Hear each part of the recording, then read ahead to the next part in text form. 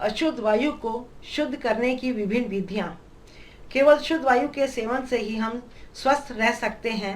मानव द्वारा की गई विभिन्न क्रियाओं एवं कारणों से हमारा वायुमंडल प्रदूषित होता रहता है। प्रकृति में वायु को शुद्ध करने की अनेक क्रियाएं साथ साथ होती रहती हैं, इसलिए आज भी हमारा वायुमंडल इतना शुद्ध है। लेकिन जब वायु को दूषित करने वाले कारकों की बहुतायत हो जाती है, तब मानव को वायु के शुद्धिकरण के लिए प्रयास करने होते हैं। वायु शुद्धिकरण के लिए दो प्रकार के साधन प्रयोग किए जाते हैं।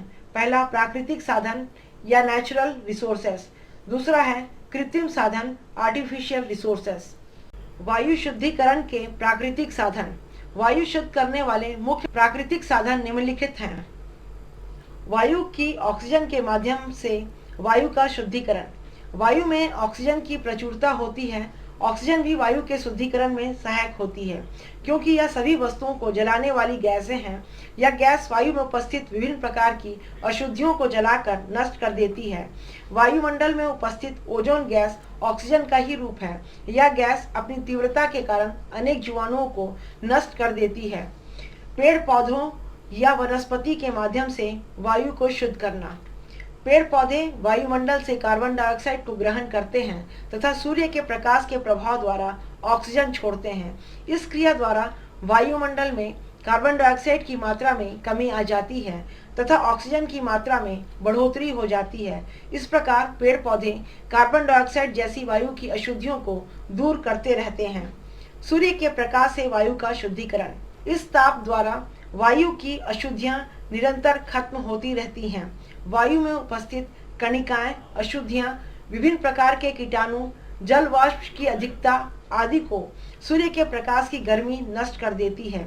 सामान्यतः भवन इत्यादि बनाते समय इस बात की ओर विशेष ध्यान दिया जाता है, उसमें सूर्य का प्रकाश अवश्य पहुँचे। वर्षा द्वारा वायु का शुद्धिकरण। वर्षा का जल वायुमंडल में उपस्थित अनेक अशुद्धियों को अपने में घोल लेता है। वायुमंडल में उपस्थित धूल कण तथा अन्य धातुओं के सूक्ष्म कण अशुद्ध गैसें वर्षा के जल में घुलकर पृथ्वी पर आ जाते हैं। तीव्र वायु द्वारा वायु को शुद्ध होना। तीव्र गति से चलने वाली इन हवाओं के माध्यम से एक स्थान पर एकत्र अशुद्धियों को उड़ाकर दूरस्थ क्षेत्रों में पहुंचा दिया जाता है। इस प्रक्रिया द्वारा औद्योगिक क्षेत्रों का वातावरण अधिक प्रदूषित होने से बचाया जा सकता है। ओजोन, जो सड़े गले पदार्थों तथा जीवाणुओं से उत्पन्न कार्बन डाइऑक्साइड गैस को नष्ट कर देते हैं। इससे अशुद्ध वायु प्रभावहीन हो जाती है। विसरण के माध्यम से वायु का शुद्धिकरण। विसरण अर्थात बहना वायु का एक विशेष गुण है। वायुमंडल में उपस्थित गैसें एक स्थान से दूसरे स्थान को बहा करती हैं।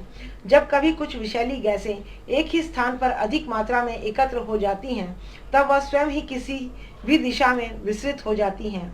विसरित इस प्रकार वायुमंडल में उपस्थित विभिन्न विषैली गैसों के विसरण से वायु शुद्ध हो जाती है।